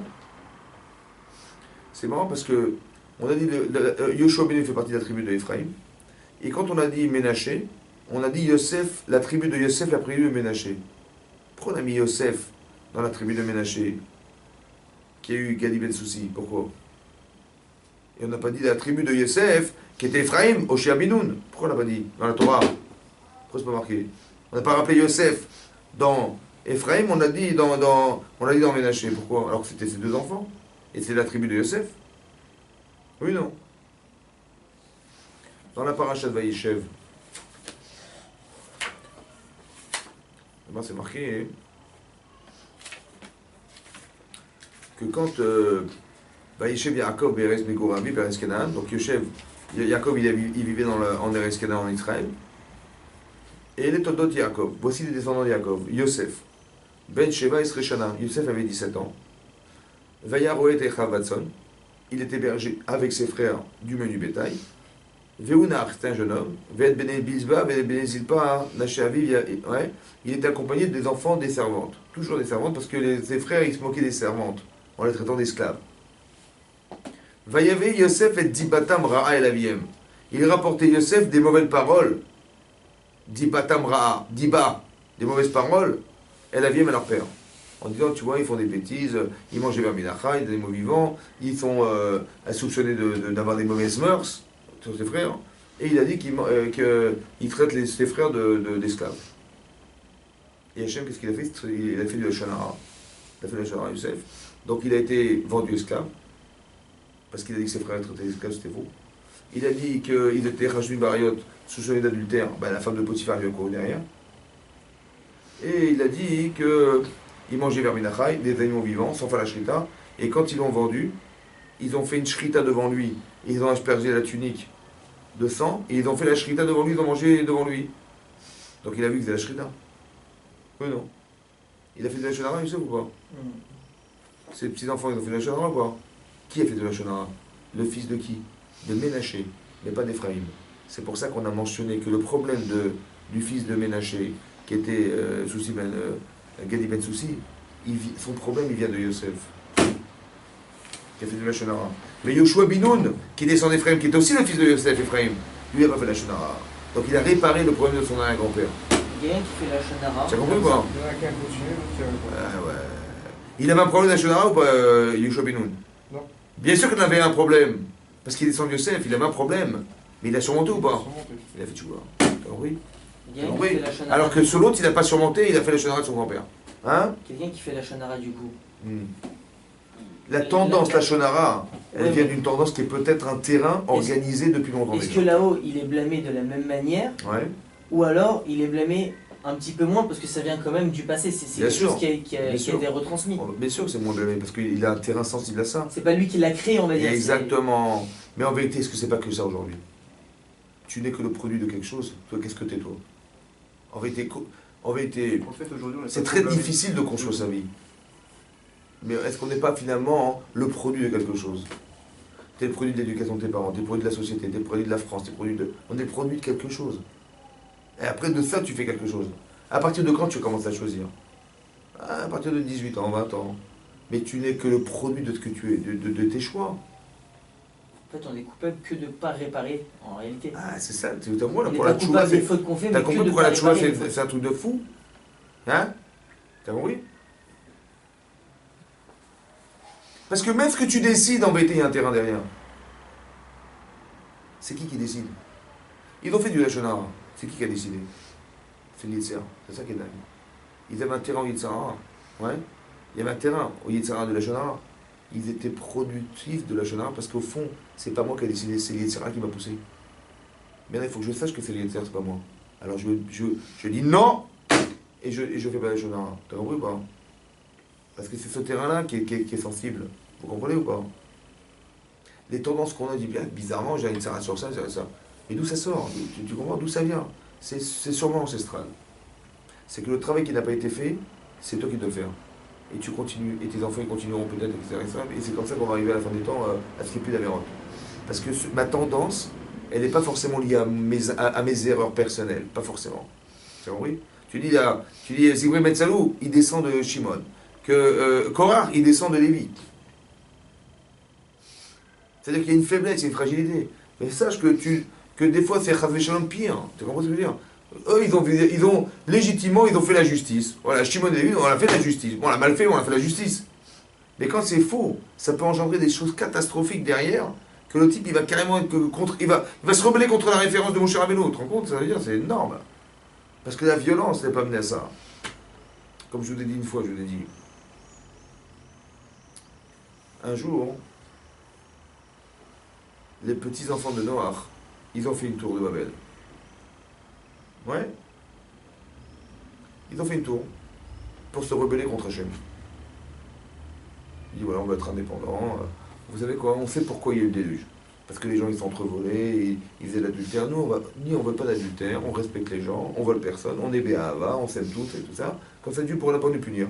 Mais on se passe de Dieu. Hein? Les premiers hippies. On se passe de Dieu. Voilà, on est hippies, on se passe de Dieu. Ouais. Pourquoi ils ont fait une tour? Parce que on a une idéologie commune. D'accord? On est tous d'accord? Ouais. Safa Achat est dans un seul discours. C'est un seul langage. Varim Achadim a une seule idéologie. On va tout faire contre Dieu, mais on ne va pas se mettre en porte-à-faux avec Dieu. Comme ça, il ne va pas nous punir. Mais au moins, on est tranquille. On exploite la terre sans être. On n'a peut-être pas besoin de rendre compte au bon Dieu, on ne fait pas d'avérote. Voilà, on est tranquille. Ça va? Qu'est-ce que fait Hachem? Il ne peut pas les attaquer on ne fait pas d'avérote, mais il va casser le système parce qu'il est faux, il est contre Dieu. Donc il va faire qu'on ne peut plus communiquer. Donc ils vont parler des langages qui ne se comprennent plus. Ça va tout exploser. Après ils vont pouvoir se séparer et pouvoir revivre une autre vie qui va pouvoir permettre à la Torah d'exister un jour. Ouais. Mais dans ce système-là, c'est impossible que la Torah existe. D'accord? Mais ils ont construit une tour. Pourquoi une tour? Parce que la tour, on te voit d'en haut. Où tu te trouves, on te voit. Et toi, d'où tu te trouves, tu la vois. Comme le clocher des églises. Il était en haut des montagnes. Faut pas oublier le bon Dieu, toi, il est là. Tu vois? Lui te voit et toi tu le vois. La tour à Babel. Maintenant, c'est marqué, Hachem il est descendu. Vayered Hachem Lirot. Il est descendu voir. Et Tahir, la ville, et Amigdal et la tour. Asher Banou Ben Adam qui avait construit les fils de l'homme. Les fils de qui? Les fils des enfants noirs. Pourquoi marqué les fils de l'homme? C'était le dernier survivant avec sa famille noire. De l'homme. Il fallait dire les fils des enfants de Noir. C'est qui les fils de l'homme? Adam. Il dit, c'est ça, Adam, Rachid dit Adam Arishon. Il dit, comment ça se fait que les rescapés du déluge, au lieu de dire Baruch Hashem, tu te rends compte qu'il n'y avait que 8 personnes qui ont survécu au déluge? Tu te rends compte ou pas? Dans l'arche de Noé, il y avait 8 personnes. Il y avait 4 couples en fait. Il y avait Noir, sa femme, ses 3 enfants et ses 3 belles-filles. Terminé. 8 personnes. Donc les enfants qui sont nés de ces gens-là, ils ont dit Baruch Hashem, qu'on est là, Baruch Hashem, nos parents étaient des tzadikim, Baruch Hashem, Baruch Hashem. Ouais, non. Les rescapés du déluge, c'est nos parents. Et on est nés d'eux. Baruch Hashem, non? Ils sont rebellés contre Dieu. Pourquoi ils sont rebellés? Parce qu'ils n'ont pas pu dire Baruch Hashem, parce qu'ils n'avaient pas de reconnaissance du bien. Ils ne reconnaissaient pas le bien qu'ils aient eu d'Hachem d'avoir été les rescapés du déluge. Mais d'où il vient ce manque de reconnaissance du bien? Dit Rashi.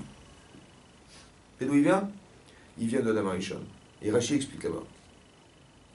Quand Hachem lui a dit à Adam Arishon, après qu'il ait mangé le Hatzada Tovara, il lui a dit, mais pourquoi tu as mangé ce fruit que je t'avais interdit?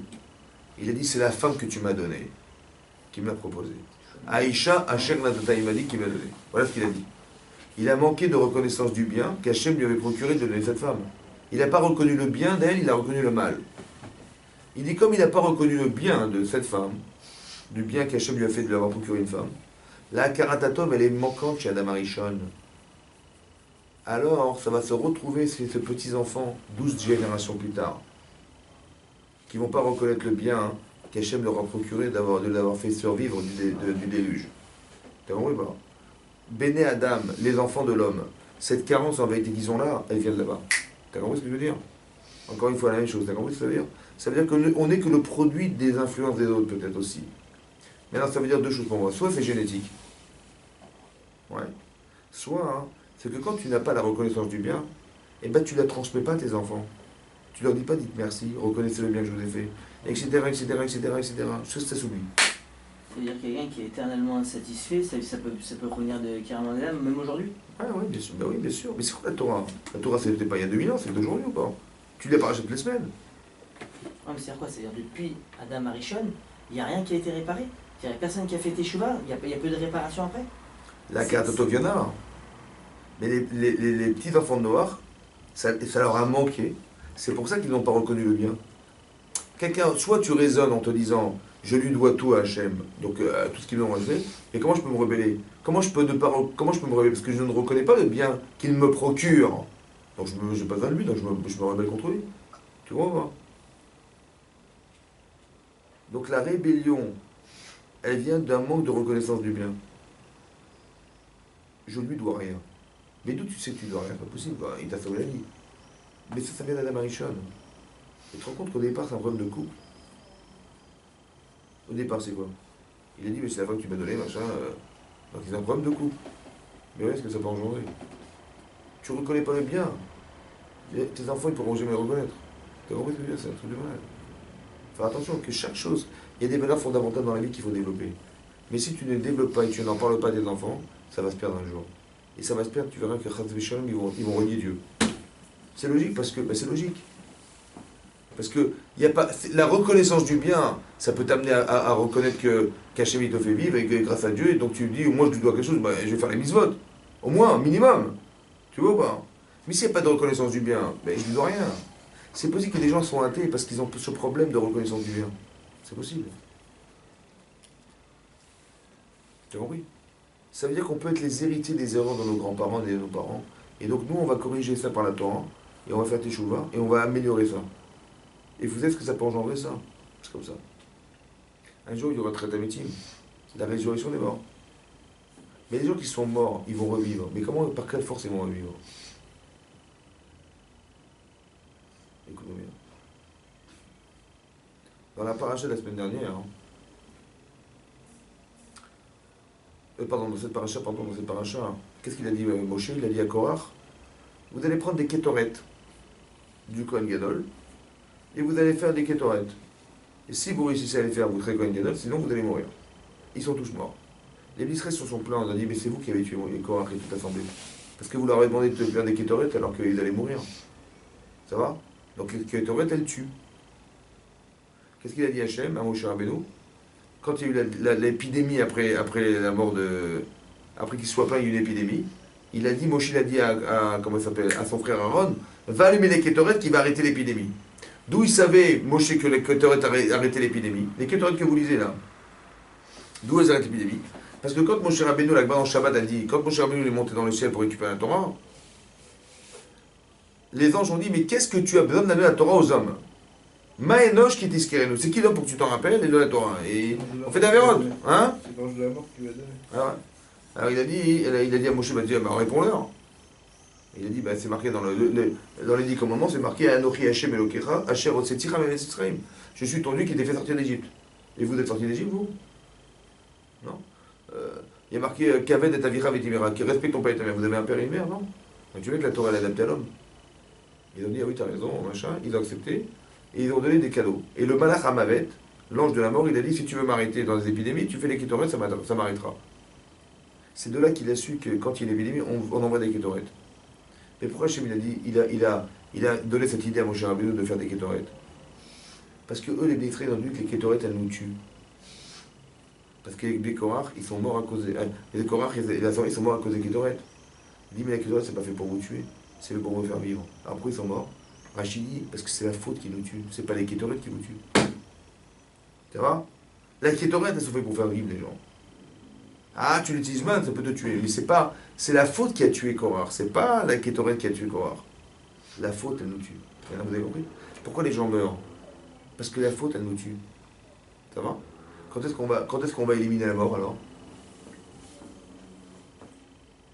Si c'est la faute qui nous tue, donc qu'est-ce qu'on va éliminer la mort? Quand tu n'auras plus de faute. Si c'est la faute qui tue l'homme, c'est pas les kétorettes qui tuent l'homme. C'est pas la mitzvah qui va tuer l'homme. C'est le manque de mitzvot qui nous tue. D'accord? Donc c'est-à-dire que si on meurt, c'est qu'on est en faute. Oui, non? Donc mon père et mon arrière-grand-père et mon machin, il m'a transmis la vie. Mais il m'a transmis aussi ce qui nous a tués. Donc comment je vais éliminer ceux qui nous tuent? Quand je vais faire teshuva, je vais l'éliminer. Oui, non? Mais quand je l'élimine, moi qui suis l'héritier de ce qu'ils m'ont donné, donc il n'y aura plus de quoi les tuer. Donc ils vont revivre. Tu dis à Adam Arishon, il a fauté. Mais il a transmis des choses à ses ascendants qu'il a fait fauter, puisqu'il y a eu la tour de Babel. Mais quand on aura fait teshuva sur le manque de reconnaissance du bien, on va être reconnaissant du bien, on va faire teshuva. Donc ce qui était une carence chez Adam Arishon, elle va disparaître cette carence. Donc qu'est-ce qui peut l'empêcher de vivre maintenant? Donc c'est ça la résurrection des morts. Il n'y aura plus de quoi mourir. Oui, ça veut dire. Parce que d'un côté, tu as la chance de vivre, mais tu as la chance de faire vivre. C'est un truc de fou, ça. C'est vrai. Donc quand on fait des choses, c'est pas un truc égoïste, genre je pense qu'à moi, je vais m'arranger mon lavaba, je vais faire teshuva, et mes enfants, que pas qu'ils fassent des vérandes, je vais faire teshuva. Non, c'est beaucoup plus profond que ça. C'est que tu portes toute l'histoire derrière toi de tous tes descendants derrière toi. Et donc tu vas, toi, par ta chouva, eux, ils prient toute la journée que tu fasses tes chouvas pour qu'ils puissent revivre un jour. Parce qu'ils t'ont donné des valeurs, mais ils t'ont aussi donné des défauts. Tu vois? Tu comprends? Donc à toi d'analyser tout ce qui fait défaut, ouais, et que tu vas te permettre, toi, personnellement, hein, ouais, vous avez compris? De leur permettre aussi de vivre. Parce qu'à Karatatov, tu vis grâce à eux, non? Alors sois reconnaissant au moins qu'au moins un peu d'empathie pour ce qu'ils t'ont donné, et aussi d'avoir de l'empathie pour ce qu'ils t'ont transmis. Et que s'ils n'ont pas toujours transmis du bien, alors au moins fais tes choix pour leur permettre à eux de revivre. Donc nos grands-parents, ils peuvent ressusciter grâce à notre mérite. Exactement. C'est pour ça que d'un côté, Yaakov, il n'a pas voulu mentionner son nom. Il a dit, c'est pas mon problème, c'est celui de mon fils. Mais sache que Korach, il va devoir solutionner son fils. C'est ce qui est marqué dans le Zohar. Le Zohar. Que Korach, c'est le Gilgul de Caïn. Et que Evel, il a été Mitgalgel dans le Moshe Rabbeinu.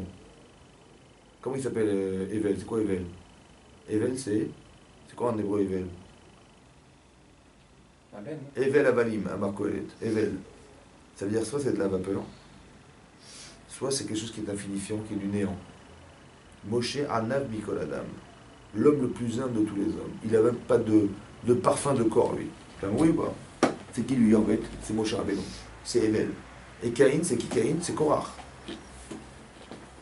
Korach, c'est quoi? Il va se rebeller contre son frère. C'est dingue, hein? Ça veut dire qu'en vérité, Evel, qui n'a pas solutionné son frère puisqu'il en est mort, et bien Korach, Moshe va devoir solutionner Korach. Et le problème de Korach, de Caïn, c'est quoi Caïn? C'est l'orgueil. Ouais, il dit, mais quand il voit son frère qui réussit, etc., ça le rend fou. Vous avez compris ou pas? Il va l'assassiner pour ne pas avoir la honte permanente de voir son frère réussir et lui jamais. Mais Caïn, il porte la même problématique, il est jaloux de ses autres frères. Il va vouloir détruire Moshe Rabbeinu pour ne pas souffrir. C'est prendre sa place. Korach. Ah oui, ça a échoué. Là-bas, il y a marqué dans la Torah, c'est marqué. Donc à partir de ce moment-là, il y a une réparation. Chazak. C'est marqué là-bas. Hein. Il a dit, qu'est-ce qu'il a dit à Hachem à Korach, à Caïn? Vous savez ce qu'il a dit à Caïn? Il a dit, Dime achirat shoakim elai.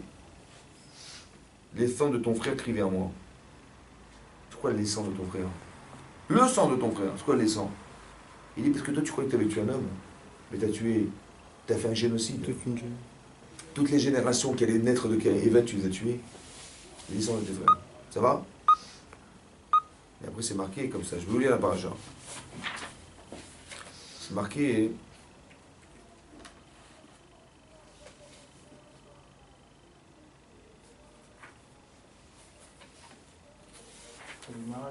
Hein? Il y a un cours de Gemara à côté. Ah ouais? Une grande marloquette. Ah oui, ok. Ça parle de Montru. Je vais vous lire ce qui est marqué.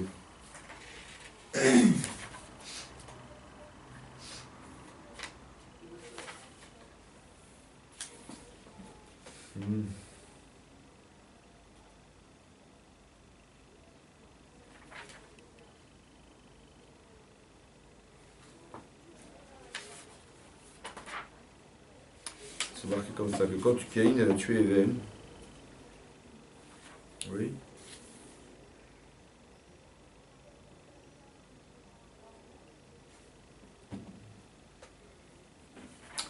oh, je ne retrouve pas.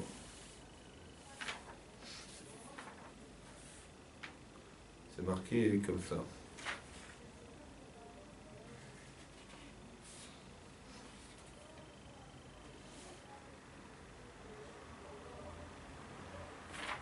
Marqué que la terre elle a avalé le sang de ton frère. Bativla Aretz Edda Machicha. Alors Arura Adama, la terre sera maudite à cause de toi, et elle te produira rien, tout ça. La terre elle a avalé le sang de ton frère. Ah, parce qu'elle a avalé le sang, alors Dieu il va pas être content. Hein?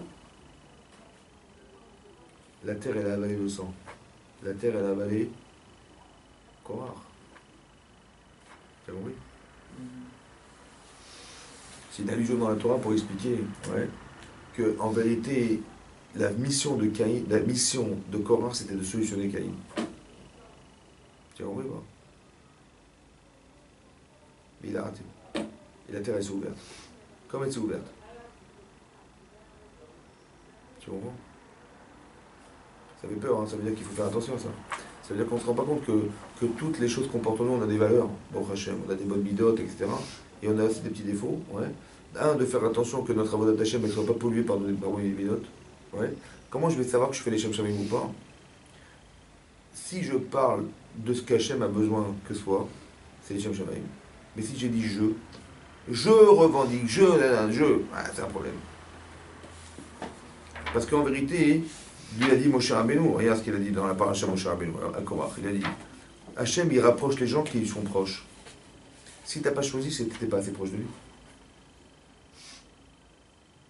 Donc ne dis pas, ah, je revendique, j'ai des droits. C'est pas la société, c'est pas le syndic. Tu dis, mais j'ai des compétences, j'ai des droits, je te revendique. Tu as raison. Mais dans la voie d'Hachem, c'est pas pareil. C'est Hachem qui choisit les hommes, qu'il a besoin qu'ils soient proches de lui. Ouais.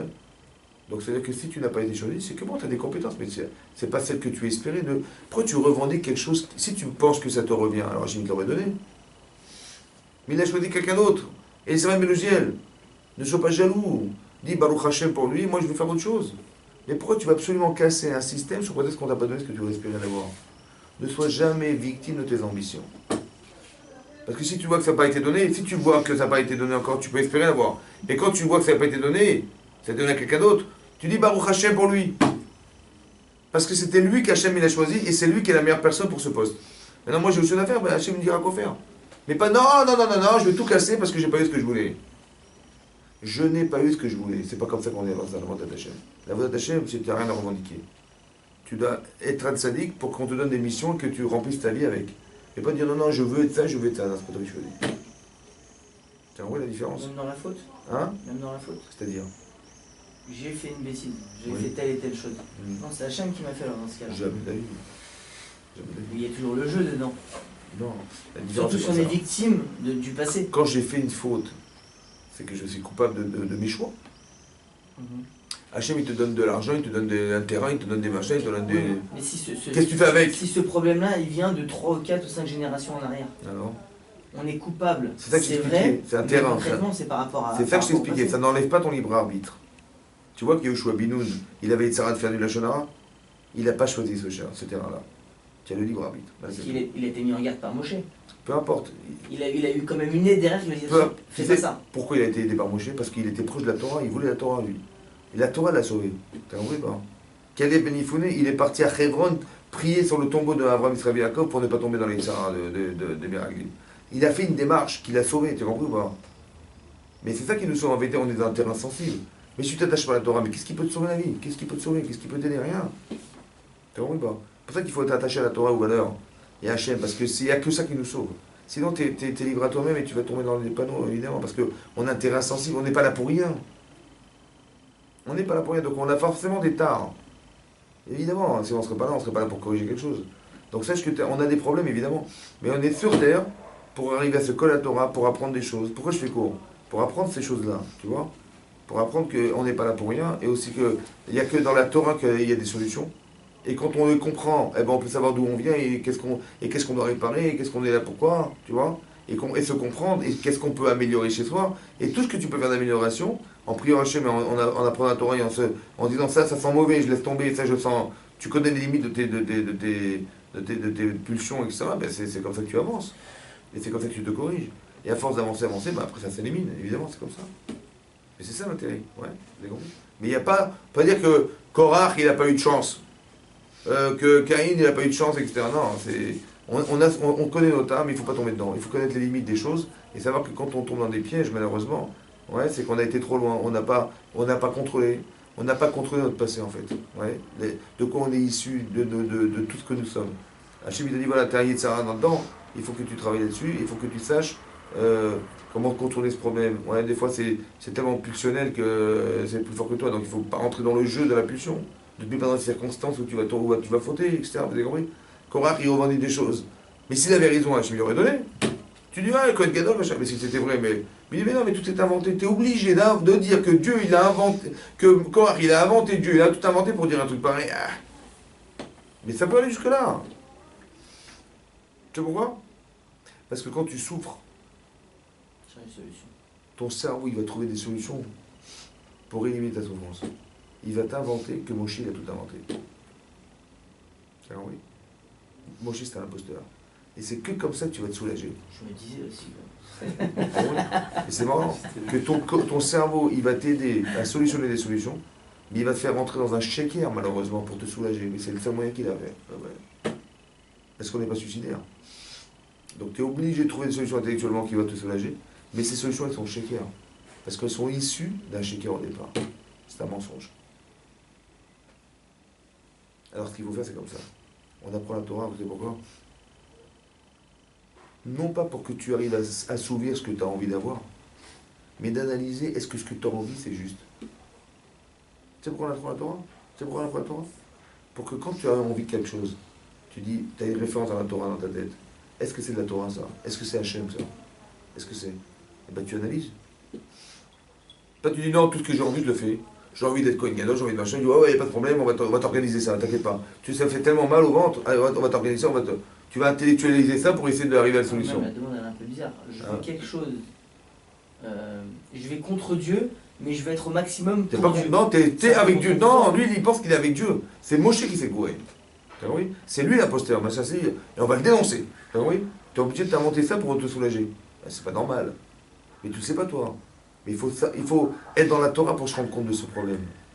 Il faut avoir une référence claire pour dire, et ça contredit une référence. Comme les Meraglim. Les Meraglim. Ils vont dire, mais vous êtes malade. Heureusement que vous nous avez envoyé Baruch Hashem. Il y avait des géants, des machins. On vous a sauvé la vie. Dis merci. Dis merci. Je t'ai sauvé la vie. Je suis Meraglim. Je t'ai sauvé la vie. Dis merci. Et je me rends même pas compte moi-même que quand je te dis ça, je suis en train d'aller contre la volonté d'Hachem. Parce que tu rentreras pas en Israël. T'as oui, bah. T'as oui. Tu fais les chefs Shamim, on va dire, tu t'es bourré. Tu fais exactement l'inverse. Mais quelle est la volonté d'Hachem au départ? Là, je me rends pas compte que je suis en train de faire l'inverse. Mais c'est parce que j'ai pas la référence assez forte dans ma tête que je suis pas contredit. Et donc, j'ai pas de problème. Mais il faut que ça te contredise. Il faut apprendre la Torah pour se sentir contredit. Dire, mais je peux pas faire ça, c'est pas possible. J'ai une pulsion qui m'amène à l'inverse de ce que Hachem veut, c'est pas possible. Et donc je me dis, non, j'ai peur, j'arrête. Mais il faut que tu aies une référence pour dire non. Tu comprends pas? C'est pour ça qu'il faut s'attacher à la Torah, il faut s'attacher au mitzvot. Parce que c'est que la référence de la Torah qui pourrait nous... C'est ça la émettre. Quand tu penses, tu sais jamais si c'est vrai. Même Korach, il était sûr qu'il avait dit la vérité. Il était sûr qu'il n'allait pas mourir. Sûr. La terre ne va pas s'ouvrir, évidemment. Tellement il croit que les maîtres, il est de son côté. C'est un truc de fou. C'était par le fait qu'il avait vu qu'il allait avoir une descendance. C'est pour ça qu'il était sûr qu'il Mais il a été trompé par des images.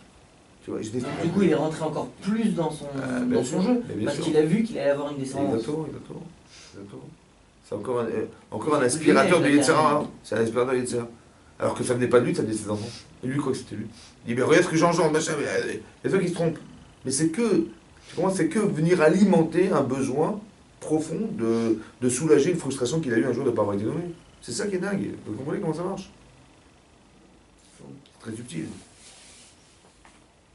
Razak, messieurs. Razak, la malice du Yetzirah.